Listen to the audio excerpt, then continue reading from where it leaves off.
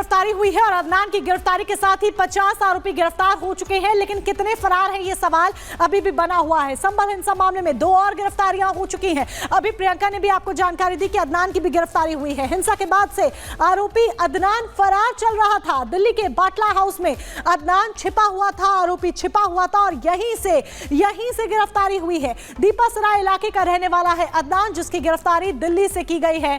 अब तक 50 आरोपियों को गिरफ्तार किया जा चुका है, अरेस्ट किया जा चुका है, लेकिन सवाल यह कि कितने फरार चल रहे हैं। 24 नवंबर को सर्वे के दौरान संभल हिंसा हुई थी और जिस तरीके से हिंसा हुई थी, अराजकता की पूरी तस्वीर हमने देखी थी। हिंसा में 4 लोगों की मौत भी हो गई थी, तो कई लोग जख्मी भी हो गए थे, घायल भी हो गए थे। और ऐसे में ताबड़तोड़ एक्शन, यही एक बड़ी वजह है कि पुलिस की तरफ से लगातार जारी है और एक के बाद एक गिरफ्तारियां की जा रही हैं।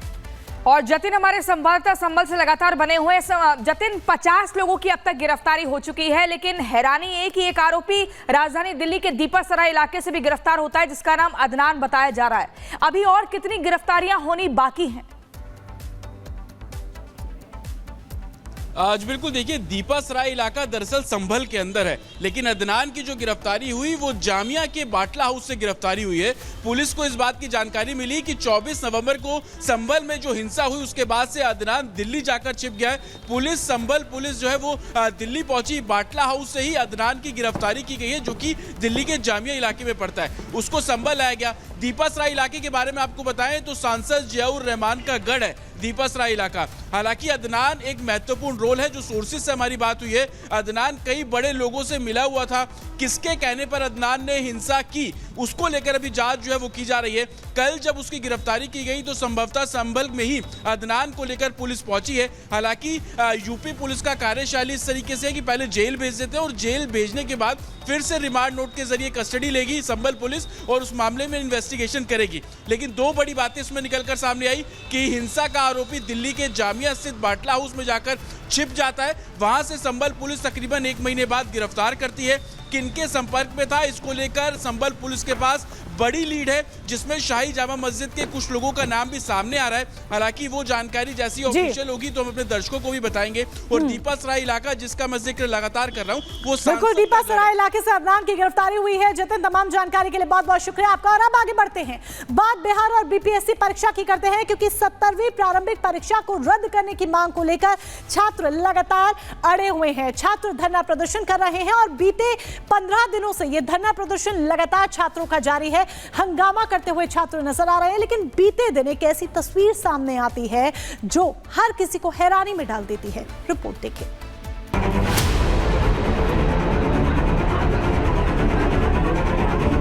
मंच जो है राजनीति का मंच नहीं है। अगर आप आए छात्रों को बरगला देखें, हम लोग एक ट्रांसपेरेंट एग्जाम का मांग कर रहे हैं। आयोग निर्णय ले चुका है, उसको रद्द करने का कोई आधार नहीं बनता है। पटना के गर्दनीबाग में पिछले 15 दिनों से बीपीएससी कैंडिडेट्स का प्रदर्शन जारी है। छात्र परीक्षा कैंसिल करने की मांग पर डटे हैं, जबकि बीपीएससी भी परीक्षा कैंसिल नहीं करने की जिद पर।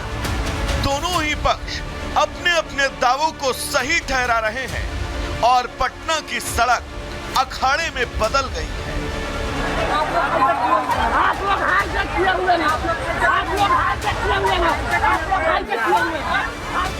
लेकिन कल छात्रों के प्रदर्शन में नया मोड़ तब आया जब कुछ छात्रों ने खान सर का ही विरोध करना शुरू कर दिया।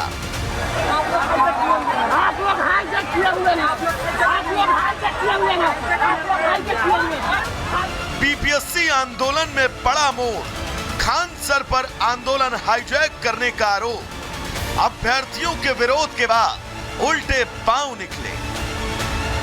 परीक्षा को रद्द करने की मांग पर अड़े अभ्यर्थियों के विरोध प्रदर्शन में शुक्रवार को एक बार फिर से खान सर पहुंचे, जहां एक ओर खान सर अभ्यर्थियों के हितों की बात करते हुए और उनके साथ खड़े रहने की बात करते दिखाई दिए, तो वहीं दूसरी ओर कुछ छात्र उनका ही विरोध करने लगे।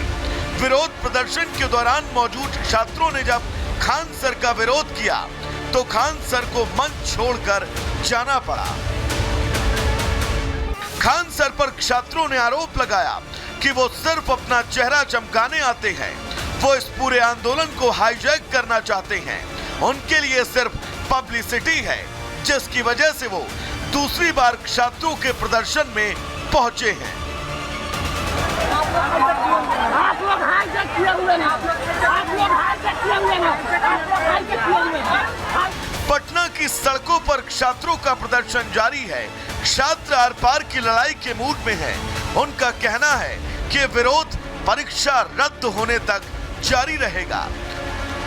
और हमारी मांग बिल्कुल स्पष्ट है कि बीपीएससी द्वारा जो भी लापरवाही बरती गई तो गड़बड़ी हुई है। और 12,000 परीक्षार्थियों के साथ साथ हम सभी लोग का डिमांड है कि 4,80,000 परीक्षार्थी दोबारा सभी 912 केंद्रों पर परीक्षा देना चाहते हैं। 12,000 बच्चों के लिए फिर आप 3-4 लाख बच्चे जो सड़क पे है सर, इतने ठंड में मच्छर कटवा रहे हैं हम लोग, तो आप इस चीज़ को कैसे आप जस्टिफाई, आप फिर से कराइए। पेपर 2 हो जाएगा ऐसे, और पेपर 2 होगा तो या तो नॉर्मलाइजेशन करेंगे, या तो मतलब नॉर्मलाइजेशन करेंगे, नहीं तो किसी जो 4 लाख स्टूडेंट है इनको घाटा जाएगा, और नहीं तो जो 12,000 स्टूडेंट है उनको भी घाटा जा सकता है। पेपर के लेवल पे मेंटेन करता है। वहीं बीपीएससी के परीक्षा नियंत्रक राजेश कुमार सिंह ने साफ कर दिया कि किसी भी हाल में परीक्षा रद्द नहीं होगी। आयोग ने निर्णय लिया था कि जिस जगह गड़बड़ी हुई बापू परीक्षा परिसर उसको रद्द कर दिया गया। शेष 911 सेंटर पर जिला पदाधिकारियों से प्राप्त प्रतिवेदन या सेंटर सुप्रिटेंडेंट से जो रिपोर्ट आई शांतिपूर्ण परीक्षा संपन्न हुई, उसको रद्द करने का कोई आधार नहीं बनता है। आयोग निर्णय ले चुका है, रद्द नहीं होगा परीक्षा। नहीं, अभी कोई मतलब ऐसा प्रस्ताव विचाराधीन नहीं है। छात्रों और बीपीएससी के बीच गहराता विवाद लगातार बढ़ रहा है। छात्र आज लाठीचार्ज के विरोध में प्रदर्शन करेंगे। बिहार भवन के सामने ये प्रदर्शन दोपहर 3 बजे होगा। छात्रों और बीपीएससी के बीच जारी नूरा कुश्ती के बीच जनसुराज के नेता प्रशांत किशोर भी इस जंग में अब कूद पड़े हैं। उन्होंने सरकार को पत्र लिखकर आज दोपहर 12 बजे तक की मोहलत दी है। छात्रों की मांगों पर विचार करने की मांग की है। मांग पूरी नहीं होने पर आंदोलन की चेतावनी दी है। तो छात्रों का आंदोलन अब दिन ब दिन उग्र होता जा रहा है। वहीं इस आंदोलन को लेकर अब सियासी रोटियां भी सेकी जाने लगी हैं। Bureau report, Republic Bharat.